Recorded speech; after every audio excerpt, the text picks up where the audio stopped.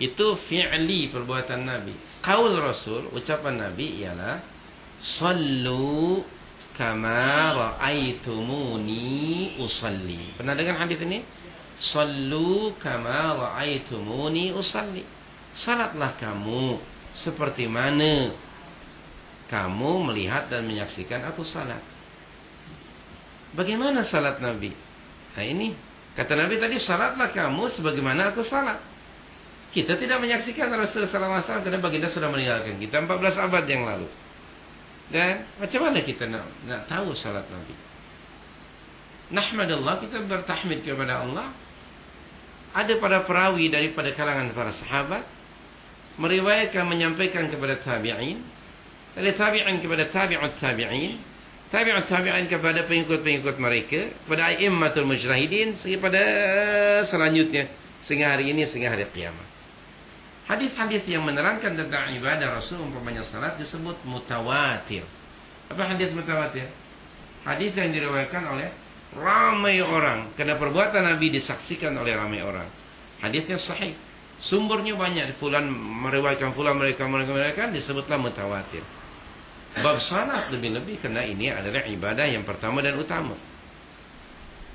Nah, di antara buku yang mungkin boleh kita jadikan ya untuk rujukan ialah kitab Sifat Salat Nabi yang dikumpulkan semua hadis-hadisnya itu oleh Syekh Muhammad Nasiruddin Albani rahmatullahi alaihi. Asalnya satu hadisnya satu saja.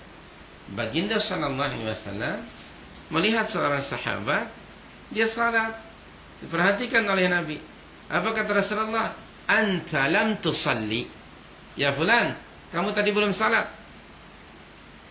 Dibetulkan oleh Nabi, diajar langsung dari mulut takbiratul ihram sehingga salam. Maka buku itu menjelaskan hadis itu, yaitu petunjuk Nabi kepada orang yang salah cara salat. Itu judul buku itu. Lalu satu persatu dari mulai takbir sehingga salam. Para ulama kita telah memberikan definisi salat itu ialah diawali dengan takbir dan diakhiri dengan salam. Okey? Diawali dengan takbir, diakhiri dengan salam. Nah, semuanya kita mesti mengikut kepada baginda sallallahu alaihi wasallam.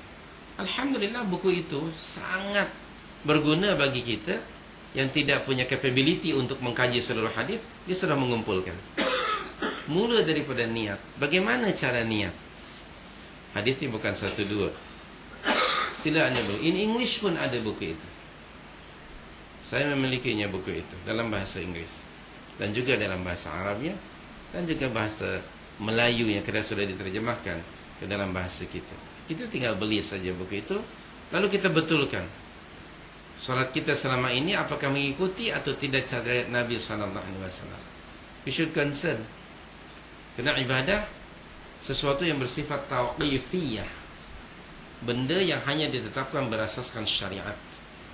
Dia tidak boleh siapapun juga yang interfere dalam urusan ibadah. Allah mengutus Muhammad sallallahu alaihi wasallam di antaranya ialah untuk membimbing kita how to worship Allah. Nah, dalam salat sangat penting. Dan Nabi mengajarkan kepada para sahabat begitu teliti satu persatu sehingga baginda menyatakan sallu kama ra'aitumuni usalli. Tentang niat, anda rujuk keterangan hadis nombor pertama kumpulan hadis 40 Nawawi. Ada sesiapa yang punya buku itu, nanti rujuk. Hadis 40 Nawawi nombor yang pertama yang disebutkan oleh Imam Asy-Syafi'i rahmatullahi alaihi pun bahwa ada ibadah qalbiyah, ada ibadah yang menggunakan hati, yaitu niat. Kata Imam Nawawi, ulama besar pengikut mazhab Imam Syafi'i, dia kata niat ialah amalun qalbiyun, amalan hati. Amalan hati niat itu. Jadi tentang niat talaffuz, tiada bukti yang boleh kita jadikan pegangan mentalaffuzkan ataupun menyatakan niat secara openly. Sebaliknya ia termasuk ibadah qalbiyah, hati. Nabi mengajar kepada kita. Dan kemudian tentang salat mula dari takbir sehinggalah salam. Nabi mengajar. Nah, betulkan. Selama ini, sama ada saya, mungkin juga anda, kita hanya melaksanakan apa yang kita ketahui dahulu dari ayah dan ibu kita dan sistem yang kita pelajari. Hendaknya saya menyarankan kepada diri saya untuk ada usaha untuk memperbaiki. Karena dalam sistem hidup kita mesti ada ingin penambah baikan, apa istilahnya? Ya, dalam polis pun ada istilah penambah baikan. Nah, upgrade. Segala sesuatu mesti diperbaiki.